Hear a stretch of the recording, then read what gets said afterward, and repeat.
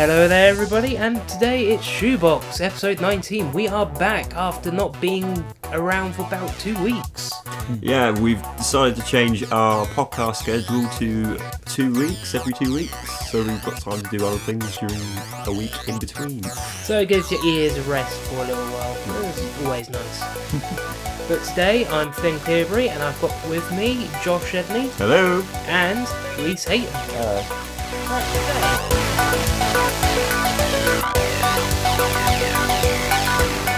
Right, today. Now, recently in British news, if you were to be watching it, you would think or see about the Panama Papers scandal. Oh no!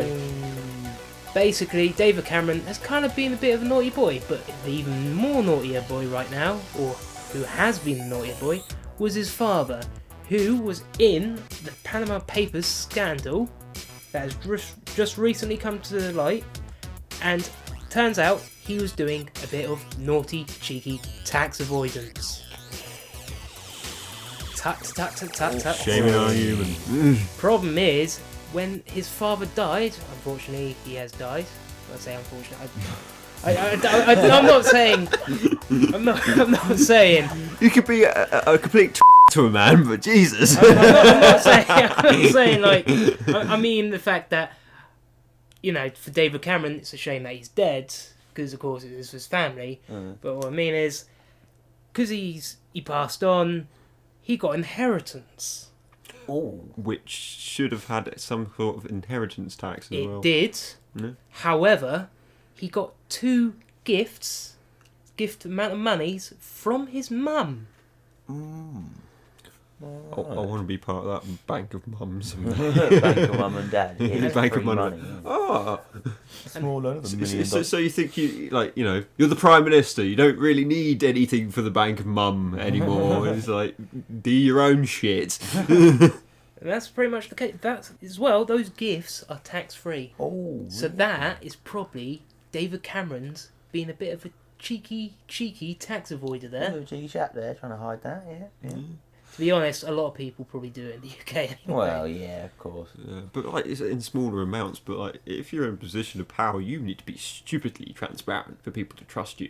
That's true, and you've got to be setting an example. Exactly. I mean, you're the leader of a country in technical terms. But how tax laws? If you want to keep them enforced, you've got to follow them yourself. Mm-hmm. You cannot be above the law. You must be within it. Otherwise, no one trusts you, and you're to be a good leader. You abide by your own rules.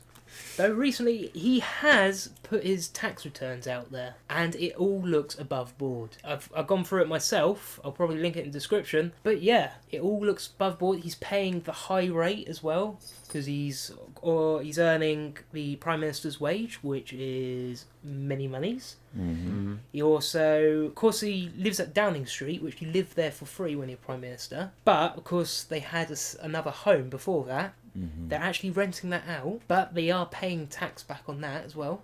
So they're not getting like a spare bedroom tax then. Ooh. Imagine the. Ooh, is that a spare bedroom in number 10 Downing Street? You paid tax on that, man. So far, it looks to me above board, which okay, fair enough. At least he's doing that bit straight. But yeah, so far as well. All the other leaders, in a knee-jerk reaction as well, have decided to put their taxes out as well. Yeah, that's because they're like, shit, we got something to hide. We've been doing that as well. Fuck. Put that out there, gain some trust back. That mentality. We're not as bad as that. That's exactly what I think it is. It's either that they're like, oh shit, this is going to happen to us, put it out there, or it's, David Cameron's a bit of a dodgy guy, let me just put this out there. Yeah, I'm the cool Prime Minister if I get voted in. Well, I think, like, that whole action of putting your tax details out there, obviously, David Cameron is obvious because he's been scrutinised, rightly, but, I mean, I think a knee-jerk reaction from everybody else to do it is probably just to kind of set an example of their leaders, that, you know, kind of show, I don't know, really. If we put this into an example of work, if, say, for example, one of your employees, like, just to put it out there, say one of your employees has got done for doing something, you literally try and cover your ass as much as possible so someone thinks the same thing as you. Well, So that's essentially all they're doing. They're just trying to cover their asses so they know no one's going to be coming up sniffing around our shit. Well, it's already out there. Yeah, true. Yeah. The wrong problem with that, though, you're talking about the PM and him covering, or if he was covering something up, the people of this country are technically his employer. Yeah, true. So that means we would be having to cover that up.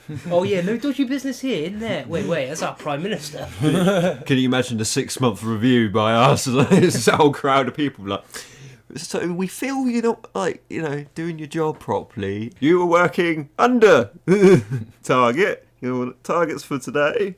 You can just imagine anyone who's been Prime Minister's CV is like, would not hire again. But it has got me thinking, should anyone actually avoid tax in any way or shape or form? Because I know there is one sector that they shouldn't, but they should at the same time. Go for it. The banking sector. Because if you think about it, they need to be smart with money. They need to be trying to get away with stuff like this. Because that means they're a good bank in terms of actually, you know, keeping money, keeping a profit, and that's what their business is. Doing devil's advocate on that one, you think if you've got a bank that's not going through a load of financial crisis trying to keep up with taxes and stuff like that, that also adds to what's going on with the economy and keeps everything else afloat. That when is you think true. about it. So, in a way, it's kind of like it would take some necessary evil. I'm not saying they should be doing it, but it's understandable if they were, which they have been. I'm going to lead on from your first point to your second point about banking industry. But I mean, my personal opinion on tax is no one wants to pay it, but it's there for a reason. Do you know what I mean? Like, it pays a lot of people's wages. Do you know what I mean? I mean, like, it pays a lot of people's wages. It pays a lot of people's like fire service. Yeah, exactly. All those industries that aren't, national insurance, for example. Basically, all the public sector service. Yeah. So it's the same thing as if you didn't have the abundant laws in place. Even though they might screw you in the arse later, they're still there to keep you safe and secure. I think it obviously, I think the backlash, I think it's more to do with the fact that obviously no one wants to pay tax, so everyone has to, and the fact that the Prime Minister is involved in some dodgy tax things. It doesn't really, again, it doesn't set by example. But at the same time, a lot of people don't like David Cameron or the Tories. They've had a very controversial reputation there in pretty much their entire existence. Yeah. I mean, did anybody see footage of the march this weekend? Yeah. See, now that when I saw that, it instantly reminded me of the 80s. You know what I mean? I mean, it wasn't rioting as such, but it was like that all over again. Going back on controversy with governments, the whole EU thing going on. If you the best way they could have done that whole thing with the whole leaflets and shit is actually done more of an unbiased thing, show you the pros and cons of being in the EU and out the EU, and just educate people. Well, yeah, exactly. But no one wants to be educated because the media are in forefront of control of saying what you want to say, and then no one's looking at the facts in the media. They're saying do this or do that.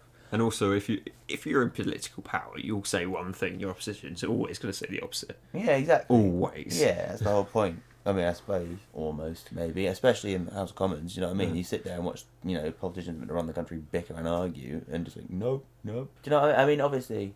At the end of the day, it's not much different from having an argument on a playground. No, exactly. You got people behind you going, yeah. Yeah, exactly. And you got people behind them going, yeah. I mean, some of the behaviour in House of Commons, like in recent times, all the time, but especially in recent times, has been absolutely atrocious. And you got to think about it, like you're having a massive argument, like schoolboys, like a schoolboy rally thing. You know what I mean? That's not a way to run a country. I don't think personally. I mean, obviously it has pros and cons, but I'm looking at the cons more than anything right now because purely of their behaviour. Yeah, but talking about government in general, it's been the way it is for so bloody long. To go back and reshape government and how it works would be stupid right now because it's been like that long. You get what I mean? Yeah, I understand that. Obviously, you got to take that into account.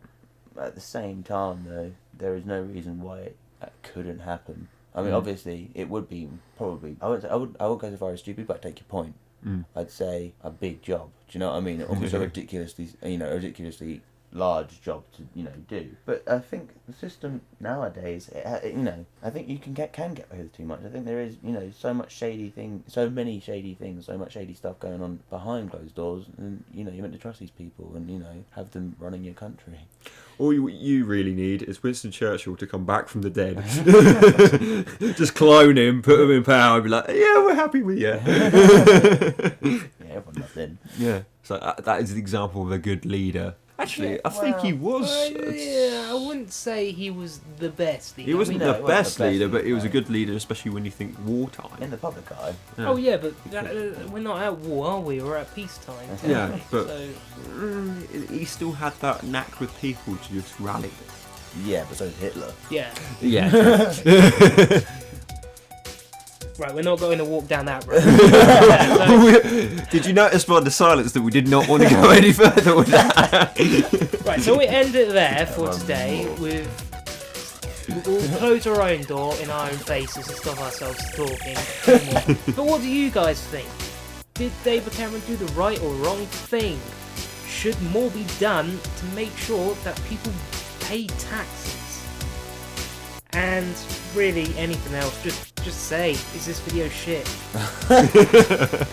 We need communication. Feedback, people, feedback. But from me, Me. No, me. the three me Mateers, From Flynn, Josh, and Reece. that is all. Goodbye. See you later.